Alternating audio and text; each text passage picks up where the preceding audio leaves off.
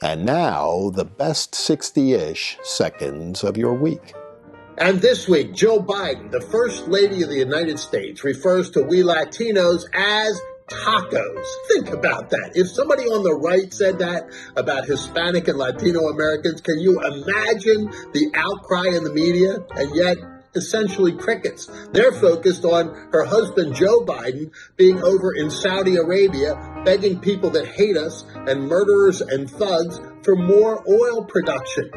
Don't you think that it would be better if Joe Biden spent his time in Pennsylvania, the state he claims as his birthplace, asking Americans to produce more energy, more natural gas, more oil that is so abundant here in the good old US of A? Instead, we're faced with the really dismal prospect of the Biden economy with skyrocketing inflation, with a market that's in free fall, and for a looming recession while he trots around the globe asking people to help us out, folks who really don't like the United States of America. This is the pinnacle of really bad public policy. And a little bit closer to home this week, Enes Kanter Freedom took on LeBron James and the really caustic anti-American comments that LeBron James made with reference to Brittany Griner, the American women's basketball star who is jailed in Russia on drug charges. He wondered whether she would even want to come back to the United States. I bet I know the answer to that, but Kanter Freedom, and he actually changed his last name because he believes in freedom, took on LeBron James, saying basically, if you don't like it here, head over there and see how you like it in Russia. Brittany Griner will have an interesting tale to tell you when she finally gets out of prison. She did recently plead guilty to those charges. Not surprising, because in Russia, you really have to do that in order to get a fair trial.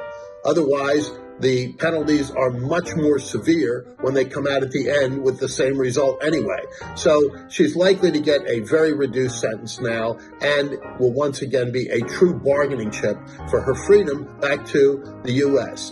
Her freedom. Because for all of our difficulties, frailties, and foibles, the United States of America is still a freedom-loving nation and a beacon of light to a world that is often very dark. And the Democrats are beginning to speculate about who would run if Joe Biden announces that he's not. They're even speculating about who may run if he decides to run, because obviously he's not very popular. In fact, his popularity is at an all-time low. He is essentially this generation's Jimmy Carter. And his ratings are bound to go lower as the economy continues to tank and he continues to do things like he's done recently. I mean, the guy can't speak or even ride a bicycle. And so the sharks are circling or the buzzards are overhead, whatever analogy you'd like to use. And while Joe Biden was over in Saudi Arabia, Gavin Newsom, the Democrat governor of California, who was nearly recalled recently, was in the White House, trotting around in front of every camera he could find to let everybody know he was there. Whether or not he was measuring the drapes, we really don't know, but they're talking about other folks. Let me just say this. One of the greatest political insurance policies that Joe Biden has is the fact that Kamala Harris sits in the vice president's office a heartbeat away from the Oval Office, and that behind her is Nancy Pelosi. As bad as Joe Biden is, few people want to see us go in that direction. So the Democrats are now faced with people like Gavin Newsom, Pete Buttigieg. Think about that, the mayor of a small town who somehow became Secretary of Transportation, and this week was defending the folks that took on Justice Kavanaugh while he was trying to eat dinner, saying that was just hunky-dory with him. This is the progressive left today. They have absolutely disconnected themselves from mainstream America. And so as a result, you see Mrs. Biden calling Latinos tacos, and they wonder then why Latinos are streaming to the Republican Party. They hurt working families and wonder why African Americans are doing the same.